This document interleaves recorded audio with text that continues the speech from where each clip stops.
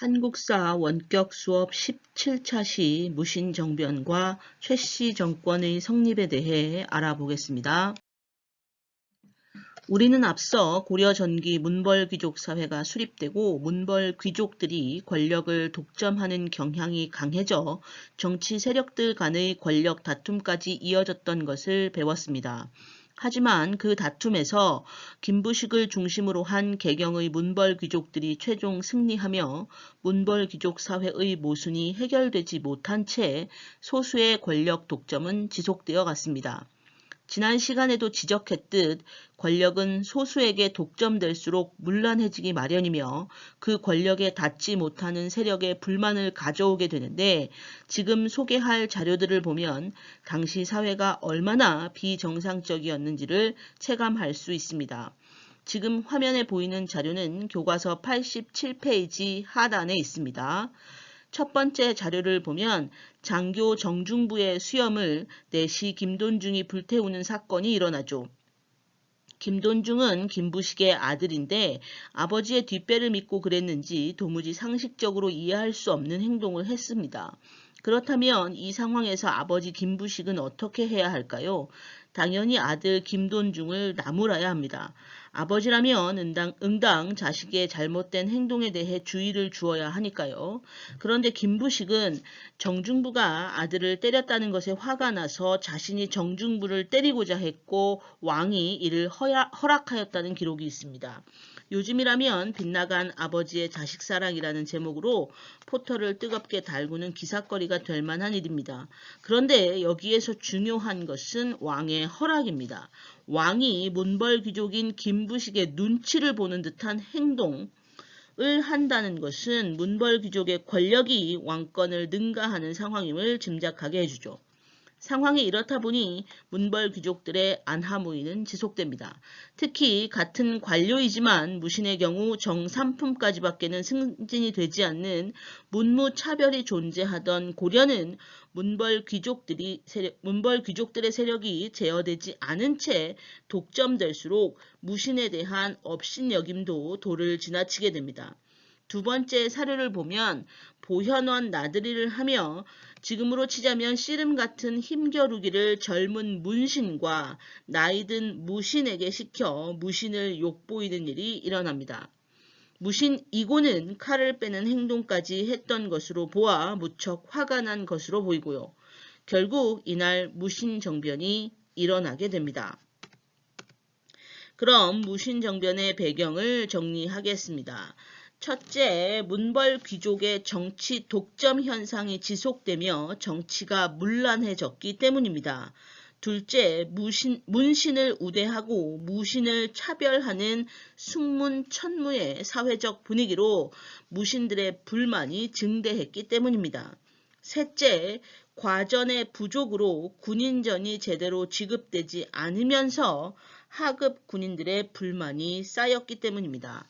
이런 배경 속에 보현원에서 무신정변이 발생하여 정중부, 이의방 등이 다수의 문신을 제거한 후 의종을 폐위시키고 명종을 즉위시킨 후 최고위급 무신들로 구성된 중방을 중심으로 권력을 행사하기 시작합니다.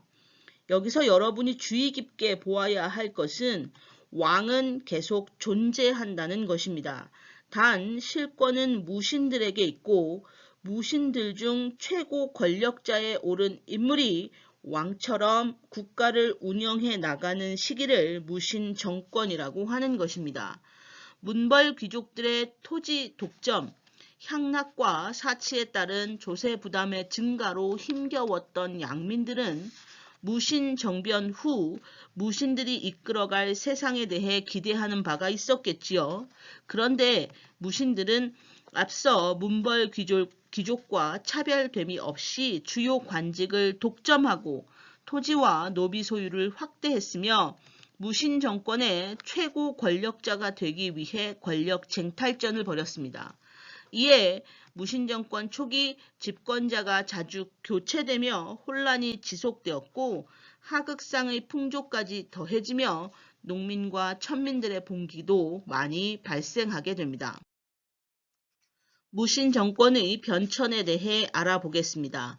지금 보고 있는 화면에 나타난 11명의 무신들이 100년의 무신 정권 기간 동안 최고 권력자의 자리에 올랐던 사람들입니다. 색이 다른 이유는 빨간색은 정권을 탈취, 즉 앞선 사람을 강제로 끌어내리고 권력을 잡은 것이고, 파란색은 앞선 사람의 권력을 계승, 즉 평화롭게 전달받은 차이가 있습니다. 초창기 무신들은 중방을 통해 권력을 행사했는데 이 의방부터 경대승까지 지속해서 정권 탈취가 일어나며 권력자들의 신변 보호에 대한 관심이 증대했고, 경대승은 경호기구인 도방을 만들어 권력을 보호하였습니다. 초기 무신 정권기에는 무신들의 권력 탈취에 반발한 반무신란이 많이 발생했는데, 김보당은 의종 복위를 꿈꿨으나 결국 실패로 돌아갔고, 의종도 이 의민에 의해 죽음을 맞게 됩니다. 서경지방에서 일어난 조위총의 난은 진압된 후에도 함께 가세했던 농민들의 밀란이 꽤 오래 지속되었으며, 왕실의 후원을 받던 교종 승려들도 무신 정권에 반대하며 귀법사에서 난을 일으키기도 했습니다. 하지만 점차 무신 정권은 안정기에 접어들게 되는데 그 시작이 바로 최충헌입니다. 이 의민에게서 정권을 탈취한 최충헌은 권력기구로서 교정도감을 설치한 후 그 장관인 교정별감이 되어 권력을 행사하였습니다. 또한 도방을 확대하며 신변 경호를 강화하였죠. 이후 무신 정권은 최충헌의 아들과 손자들에게 계승되는데, 이 시기를 우리는 최씨 무신 정권이라고 하며, 100년의 무신 정권 중 최씨들이 권력을 잡고 있던 시기가 무려 62년이나 됩니다. 이들은 대대로 교정별감직을 세습하며 권력을 행사하였는데, 그중 최충헌의 아들 최우는 군사기구로 야별초, 인사기구로 정방, 자문기구로 서방을 설치하는 등 무신 집권자 중 제일 길게 권력을 행사하였습니다. 심지어 인사기구인 정방은 최우 자신의 집에 설치하였고, 서방은 문신들로 구성된 숙위기구였는데 정권이 안정기에 접어들었음을 보여주는 것이라 하겠습니다. 이런 안정기에 한 가지 문제가 있다면 최우 집권기에 몽골이 침략해 왔다는 것입니다. 최우는 강화도로 천도하며 항전하였습니다. 이때 야별초는 삼별초로 확대되는데, 삼별초는 야별초가 확대되어 분리되었던 좌우 별초와 몽골의 포로로 잡혀갔다가 도망쳐 나온 사람들로 구성된 신의군이 합쳐져 만들어진 군사조직으로 무신 정권의 군사적 기반이었습니다. 하지만 몽골의 침략이 지속되자 출구 전략이 필요하다는 여론이 형성되었고, 결국 최씨 무신 정권의 종료와 더불어 몽골과 강화하게 되죠. 이 부분은 다음 시간에 공부하겠습니다. 마지막으로 무신 정권기 농민과 천민의 봉기에 대해 알아보겠습니다. 무신 정권기에 농민과 천민 등 하층민의 봉기가 많이 발생한 배경은, 첫째, 무신 집권 후 하층민에서 권력자가 배출되며 신분제가 동요했기 때문입니다. 둘째, 무신들의 대농장 확대로 백성들에 대한 수탈이 심해졌던 것이 배경입니다. 다음은 주요 봉기 지역을 나타낸 지도인데 하나씩 살펴보겠습니다. 첫 번째로 특별행정구역인 공주 명학소에서 소의 차별에 반발하며 봉기했던 망이 망소이의 난이 있습니다. 고려는 양민이 거주하였지만 사회적으로 차별받았고 일반 군현보다 조세 부담이 있었던 특별행정구역인 향, 부곡, 소가 있었다고 배웠었죠. 그 소를 말하는데 이들은 조세 부담, 차별 대우에 반발하며 봉기했었고 일반 군현으로 승격되었다가 다시 강등됩니다. 둘째, 전주 지역에서 관청 소속 노비들이 봉기한 일도 있었습니다. 노비들의 반란은 우리 역사에서 굉장히 드문 일인데요. 당시 하극상의 풍조가 얼마나 팽배해 있었는지를 다시 한번 일깨워주고 있으며 하층민에 대한 수탈이 극에 달했던 것도 짐작할 수 있습니다. 다음으로 경상도 지역 농민이었던 김삼이와 효심의 반란이 있었는데 이는 동경, 즉 신라의 옛 수도였던 경주로 퍼져가며 신라 부흥운동을 표방하는 데까지 이어집니다.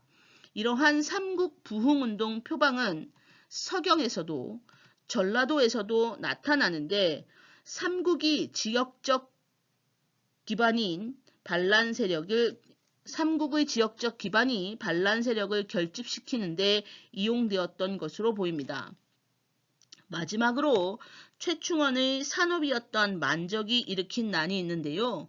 만적은 왕비, 높은 벼슬에 오르는 사람들이 정해져 있지 않다고 주장하며 동료 노비들을 규합하여 신분 해방의 성격을 띤 반란을 도모했었습니다. 하지만 애초에 노비들이 많이 모이지 못했고 다른 노비의 밀고로 거사전에 발각되어 실패하고 맙니다. 무신집권 초기 무신들의 권력 다툼 속에 지방 통제력이 약화되며 자주 발생하던 하층민의 봉기는 무신 정권이 안정기에 접어들며 소강 상태에 들어갑니다. 하지만 앞서 이야기했듯 내부적 혼란이 아닌 외부적 혼란, 즉 몽골의 침략이 길게 지속되지요. 오늘 무신 정권에 대한 학습은 이것으로 마치고 다음 시간에 몽골의 침략에 대해 공부하겠습니다.